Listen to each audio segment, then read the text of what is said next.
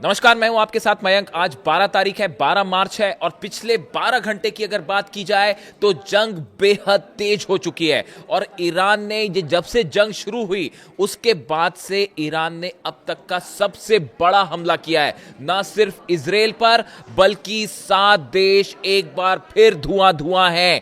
यानी कि चंद घंटों के अंदर एक बार फिर ईरान ने 7 देशों पर हमला किया और ये अपने इरादे साफ कर दिए हैं कि किसी कीमत पर सीज फायर नहीं होगा, अब ये जंग नहीं रुकेगी। अली खामनेई साहब की शहादत का बदला लिया जाएगा और ये जंग नहीं रुकेगी। तमाम तरह की बातें आपने सुनी सोशल मीडिया पे कि जंग रोकने की कोशिशें हो रही हैं और तमाम देश बात कर रहे हैं। इस तरह की तमाम बातें अमेरिका की तरफ से भी कही गई, डोनाल्ड ट्रंप की तरफ से भी कही गई कि जल्द ही जल्द जंग खत्म हो सकती है। इन सब बातों को सिरे से नकार दिया है ईरान ने और 7 देशों पर हमला किया। इजराइल की मैं अलग बात करूंगा, आप पहले 7 देशों की बात देखते हैं कहां कहां हमले हुए और इसके पीछे का संदेश क्या है।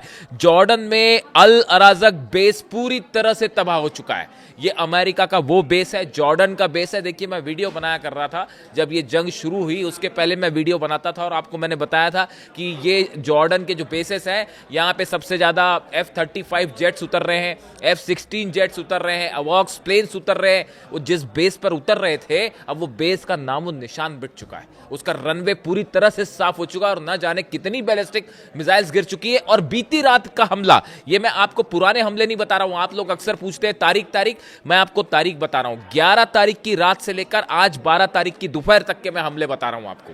और इसमें ये यानी पिछले चंद घंटों के हमले, जॉर्डन के अल अराजक बेस पर फिर से बैलिस्टिक मिसाइल गिरी है। बताया जा रहा है खुर्रम शहर 4 मिसाइल गिरी है इस बेस के ऊपर, बड़ी तबाही हुई है।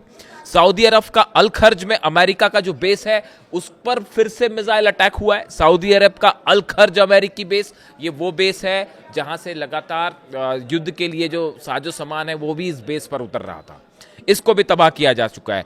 बहरीन की राजधानी मनामा में, राजधानी के बीच में ईरान की मिसाइल गिरी है और उसको लेकर बहरीन की तरफ से बयान भी आया है कि हम इसकी निंदा करते हैं और ये हमला क्यों किया गया।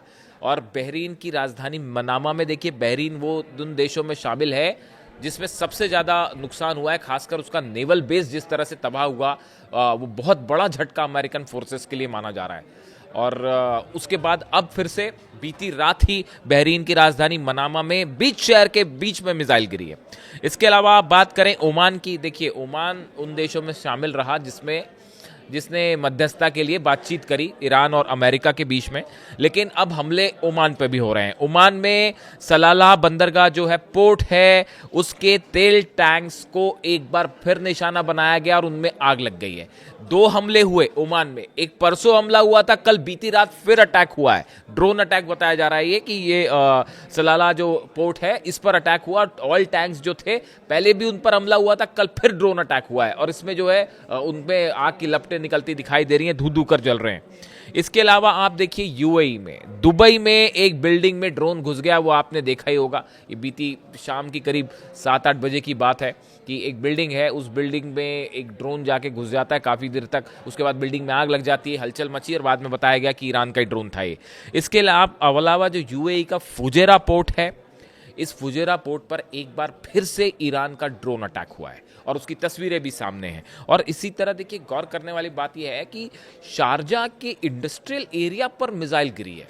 ये एक नया डेवलपमेंट सामने आया है कि इंडस्ट्रियल एरिया शारजा पर ईरान की मिसाइल गिरी है, इंडस्ट्रियल एरिया को सीधा नुकसान पहुंचाया गया है। इसके अलावा आप कुवैत की बात करें तो कुवैत पर अली अल सालेम बेस जो है उस पर हमला किया गया है और यहाँ पे कई ये वो जगह है जहाँ अमेरिकी जेट्स खड़े रहा करते थे। जो रनवे है उसके तरफ से दोनों तरफ जो है अमेरिकी जेट खड़े होते थे और उनकी तस्वीरें आती थी। अब वहाँ कुछ नहीं बचा, ये बेस पूरी तरह से, कुवैत का जो बेस है अली अल सालेम बेस, ये पूरी तरह से तबाह हो चुका है।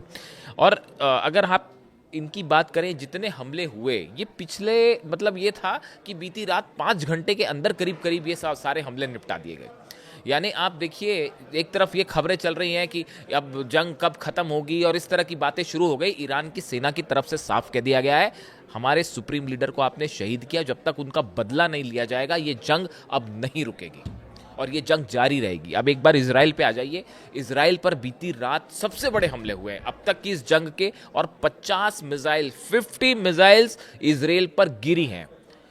फायर कितनी हुई, आयरन डोम ने कितनी रोकी, वो सब छोड़ दीजिए। जो हिट करी है अलग अलग जगह पर, तेल अवीव पर गिरी है, बेरशबा पे गिरी है, यरूशलेम में बताया जा रहा है कल बहुत बड़ा हमला हुआ रात को। यानी ये जो 50 मिसाइल्स की मैं बात कर रहा हूँ, ये फायर तो पता नहीं कितनी की गई होंगी, जितनी भी फायर की गई, लेकिन ये 50 मिसाइल्स जो कि जमीन पर गिरी हैं इसराइल में हिट किया है, और बताया जा रहा है कि जबरदस्त तबाही देखने को मिल रही है। पूरा इसराइल धू कर जल रहा है और बंकर में छुपा हुआ है, कोई बाहर आने की हिम्मत नहीं कर रहा। इससे जुड़ा एक बड़ा खुलासा अगली रिपोर्ट में मैं आपको करूंगा कि इजराइल को कितना नुकसान हुआ है, इसको लेकर एक सनसनीखेज खुलासा। इसके अलावा देखिए एक बड़ा डेवलपमेंट है। G7 देशों की बात की जाए तो अब G7 देश इस बात पर विचार कर रहे हैं कि हॉर्मूज में जो जहाज फंसे हुए हैं उनको निकालने के लिए G7 देश अपने जहाज भेजेंगे उनको एस्कॉर्ट करने के लिए। वो जो 2 जहाज कल जले उसके बाद कैसे वहाँ पे एस्कॉर्ट किया जाएगा, कैसे ईरान की मिसाइलों से बचा जाएगा, ये अपने आप में बड़ा सोचने वाली बात है। और जो एक्सपर्ट्स बता के चलते हैं कि हॉर्मूज का जो इलाका है यहाँ पे किसी भी तरह से एस्कॉर्ट करना या ईरान का मुकाबला करना संभव नहीं है। हमने देखा कल किस तरह से थाईलैंड के जहाज पर हमला हुआ और कई ऑयल टैंकर्स में आग लगा दी गई, तो यहाँ ईरान को रोकना बेहद मुश्किल है, ये ऐसा एक्सपर्ट्स बता रहे हैं। देखिए अगले वीडियो में मैं आपको बताऊंगा किस तरह के डेवलपमेंट्स इजराइल को लेकर हैं, और एक बेहद सनसनीखेज खुलासा अगले वीडियो में इंतज़ार कीजिए। Thank you so much.